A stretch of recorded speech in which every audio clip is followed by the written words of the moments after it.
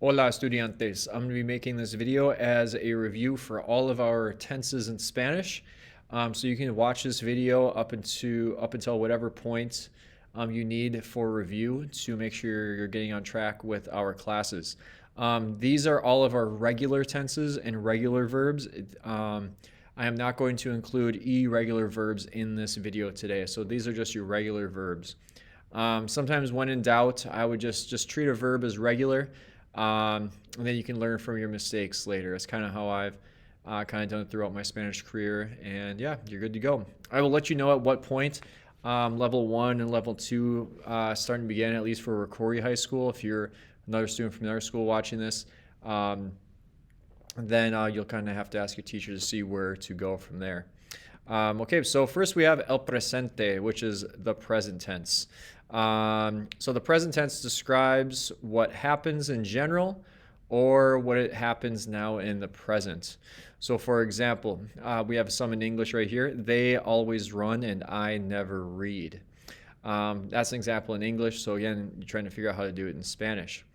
Now, just for the super beginner lesson for Spanish, you have AR verbs, ER verbs, and IR verbs. For AR verbs, they follow these endings right here in the present tense.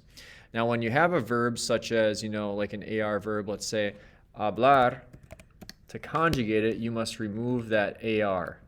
You must take off that AR. So once you take that off, then you add your ending. So if you have hablar, for example, and you want to say I speak, o, as, a, amos, an. O, as, a, amos, an. O, as, a, amos, an. This is typically a tense that you learn in Spanish 1, and you go from there. So now to say I speak, yo hablo. I speak.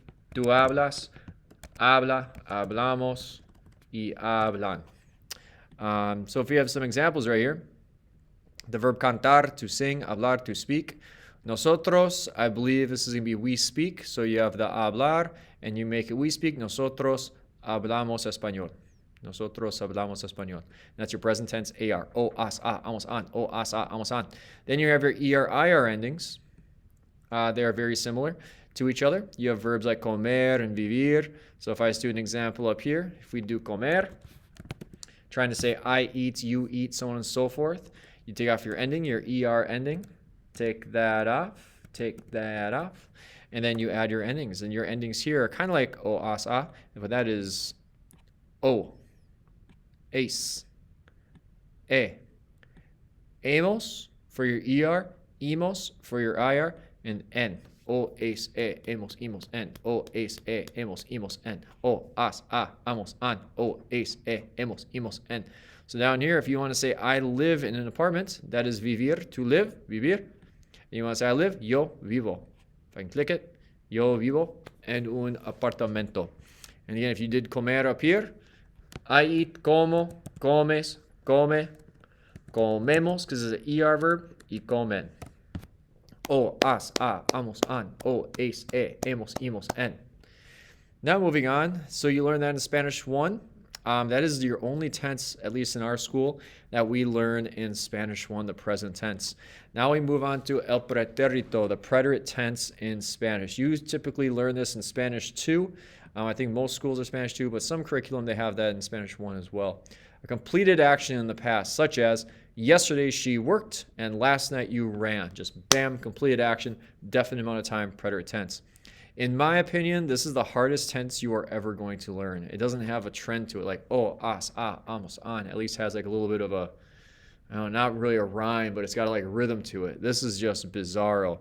So if you did like a verb like cantar right there. So if I get rid of this, if we have cantar, to sing, again, you take off those ending 2 letters to conjugate it. So we have cantar, and your AR endings are aste, o, amos, aron.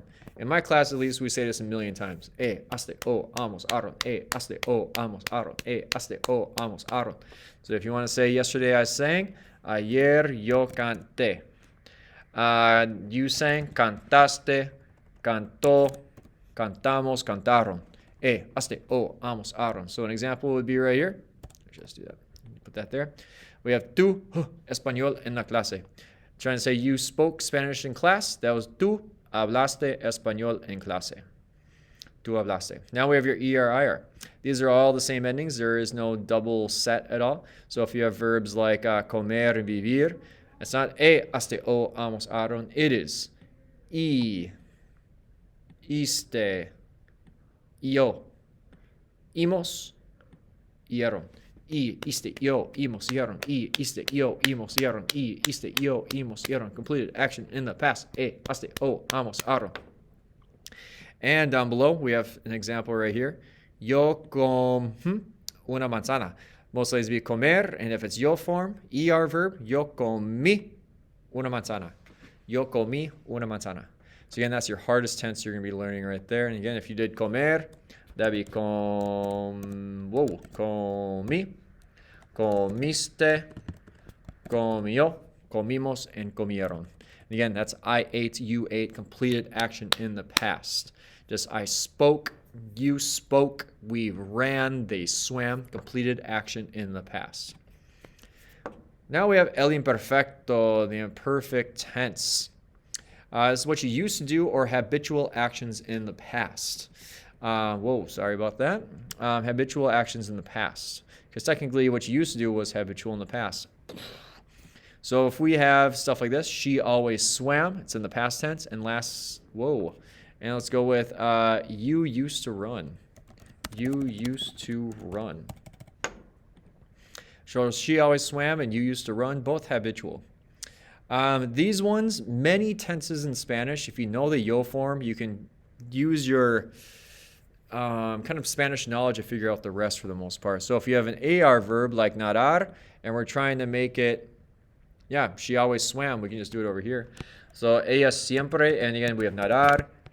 Take off your ending right there to conjugate it. We're trying to figure out what your endings are. She always swam or she used to swim. That's aba. If you know aba, you know the rest for your AR verbs. Aba, abas, aba, abamos, aban. Aba, abas, aba, abamos, aban. Aba, abas, aba, abamos, aban. So if you want to say she always swam, ella siempre nadaba. Because it's a she form, ella form right there. Down here, ellos blank mucho cuando ellos eran niños. I think this is cantar in this one. So they used to sing. So it's aba, abas, aba, amos, aban. Ellos cantaban mucho. They used to sing or they sang a lot when they were kids. Now we have your er, ir. In my classes, I always say there's two families. It's the abas and the, because then if you know aba, you know the rest. If you know the second one, you know the rest as well. So if you have she always ate, let's say. Now if you do er verb, ella comer, again, you got to take off those endings right there.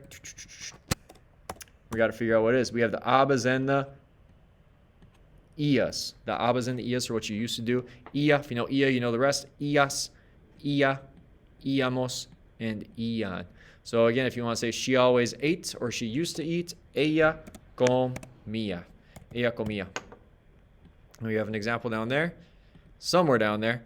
My friend used to live in an apartment with his family. So again, we have vivir, ella, ias, ella. Mi amigo vivía en un apartamento con su familia.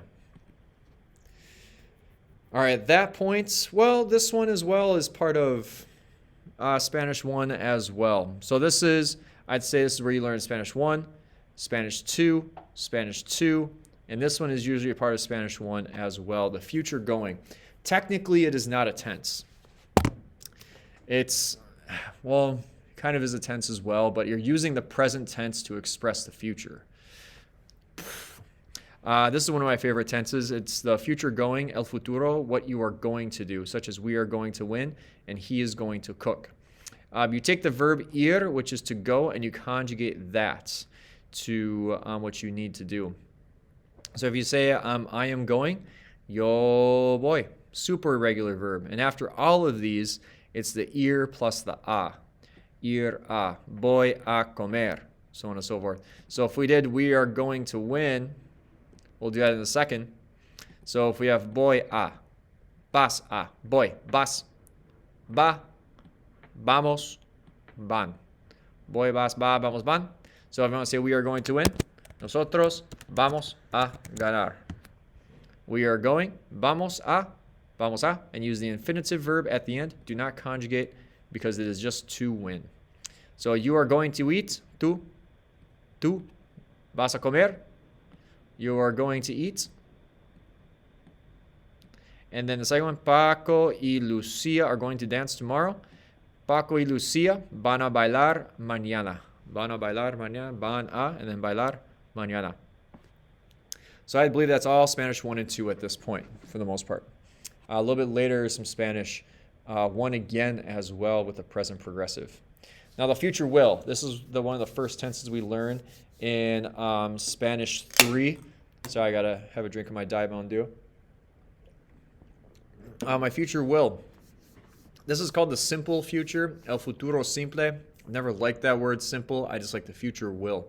This is more to describe what you will do. You see it more in reading and writing more so than speaking. You still see it in speaking, just not as much as compared to the goings. So this is like saying we will win and he will cook. Put that screen shade up a little bit so it's a little less scary. The nice thing about your AR, ER, IR verbs is they have all the same ending. It's great. It's amazing. It's super easy peasy lemon squeezy for the most part. So if you want to do we will win, the new thing about this, you actually do not take off your endings for your regular verbs. It's ganar, and then you add your ending after it. Ending or ending, whatever. Yeah, your ending after it. So if you want to say we will win, we got to figure out how to do it. Now it's actually ganaré. So it's e. It's kind of a weird combination. E, as, a, hemos, an. E, as, a, hemos, an. What I always say in my classes to remember this one is you take the E and you bring it on over awkwardly, and the rest are A's. E, as, a, hemos, an. Accents within the boot. Das Bootverb, ja. E, as, a, hemos, an. So if you want to say we will win, with regular verbs you don't destroy, ganaremos. Ganaremos. We will win. Nosotros ganaremos. Ganaré, ganarás, ganará, ganaremos, ganarán. So we have more examples right here. You will travel to Mexico. Tú viajarás a Mexico. Tú viajarás a Mexico. And then Paco y Lucia will write a lot. Paco y Lucia escribirán mucho. Because it's the ellos form, escribirán. Okay? Okay, now we get to the Spanish 3B, so the second trimester of Spanish 3, at least in Rocori School District, and could be kind of similar for other school districts as well. This is the present subjunctive, el subjuntivo. For some reason, Spanish teachers are super scared of these, and a lot of times when teachers express that they're scared of it, it makes the kids scared of it, and it's kind of an irrational fear. To me, honestly, it is a weird thing, but to me, it's not really a scary concept for the most part. It's used to express uncertainty, like things you're not certain are real in nature. You don't consider them a fact. You're kind of like for example, up on top it says hopes, doubts, suggestions, etc. You don't know for sure if those are real things. So for example, I hope that you sing. It's not a for sure thing that you sing. I suggest that they work. Just because you suggest it, does that mean that they're going to do it? No. So technically, a lot of these you must have phrases. Not always have phrases, but the interesting thing about the present subjunctive is that I always call them the flippy floppies in Spanish. So you take your present tense and you flip flop. So instead of o as a, you kind of you flip them. So now it's almost like o as a. So it's like you're kind of flip flopping them a little bit. So if you look at these, it actually is it's an AR verb. So as, oh no, you saw nothing, and then hemos and en. But the yo form is also e as well. So it's possible you haven't learned I hope that yet, but that is espero que. And then that you sing. So if we have cantar, you get rid of those endings. And instead of cantas, it's going to be cantes. That's expressing that doubt. Espero que cantes. Espero que cantes. And yeah, it's not too bad. It's not too bad. And then just like what I said before, if you know, or this one, sorry. Espero que ustedes, I hope that y'all speak Spanish. And again, it's not for sure thing I'm going to speak Spanish. And then it's hablar, it's an AR verb, so it's going to be hablen. Espero que hablen español. Espero que hablen español. Now, you can probably figure out what this one is as well. If you flip-flop, Instead of ace, or sorry, ace, that's going to be a, as, a. Oh my gosh. Amos and on. I could have swore I clicked that right there. I should have locked the background, but I didn't. A, as, a, amos, on. A, as, a, amos, on. So we have an example right here. Es posible que Enrique en Madrid. It's possible that Enrique lives in Madrid. It's an IR verb, vivir. So therefore, Enrique viva. Es posible que Enrique viva en Madrid. Viva en Madrid. Lives in Madrid. Okay, and that's the present subjunctive. That's Spanish 3B. We keep practicing it all throughout Spanish 4A, 4B, so on and so forth. All right, now we are in Spanish 4A, the imperfect subjunctive. Okay, this is a mood to express hypothetical if situations. It's used in a few different concepts, but this is the main thing, if situations. For example, if I ate, ... if they spoke, ... So we have, this is kind of like the abas and the ias in a way. You have two families. You have the aras and the ieras. Ara, iera, ara, iera. So if you did if they spoke, the word if is si, if they spoke. So if you have hablar, and then remember you got to take off your endings. If I ate, if is si yo comer, and you have comer, and then you, again, take off your endings. We'll leave those there for now. Oh yeah, if I ate, I think it was si yo. Was it she? It's the ella. We can do ella. Nah, let's go with a. Ellos. If you're a Spanish teacher, you would understand. So that at least we have see some differences here. So we have the aras and the eras. And then you can most likely figure out the rest. That is ara, aras, ara, aramos, aran. And then we have iera, ieras, iera, ieramos, ieran. So if we go to this first one on the right, I guess. If they spoke, ara, aras, ara, aramos, aran. So if they spoke, si ellos hablaran. Now if you have if I ate, it's an ER verb. Iera, ieras, iera, ieramos, ieran, si yo comiera. If I ate. Hypothetical situation. Hypothetical if situations. In the past, technically, as well. Hypothetical if. So if I ate, if they spoke. Then we got some examples right here. Viajar, escribir. If you traveled to Mexico. If you traveled. Again, these are all in the past. Hence the imperfect. Si tú viajaras a Mexico. It's a viajar, it's an AR verb. Escribir, if they wrote. Si Paco y Lucia escribiera, ieras, iera, ieramos, ieran. If I can click it, ieran. Right there. Right there. Now we got la condicional, the conditional tense. What you would do. So these go hand in hand with the last if tense we just did. Because it says, let's say, for example, if I spoke Spanish, I would travel to Mexico. I would eat, they would speak. So they usually go hand in hand. Nice thing about this one as well. This one has all of the same endings as well. So if we just did I would eat, comer. It's interesting because I just had a realization, even though probably most people already know this, the wills all have the same endings for your AR, ER, IR, and you don't destroy. These all have the same endings, AR, ER, IR, and you don't destroy as well with regular verbs. So comer, and you're going to add it. This one's just one family, it's just one set, ia. You know everything yourself. We already did ia. It's the abas and the ias. Kind of, but this one you don't take off the ending. You don't conjugate the ending. Well, technically conjugate, but you just add it to it. Ia, ias, ia, íamos, ian. So if you want to say I would eat, yo comería. Yo comería. So we have some examples right here. If I drew, si yo dibujara, just like our last ones for the ifs. I would draw a cat. Yo dibujaría. Dibujaría. Then we have another example right here. If they ate, they would not eat the foods. We have comer. Comer, don't take off the ending, or as I call it, destroy the ending. Comerían, because it's the ellos form right there. Okay, so that is through Spanish 4.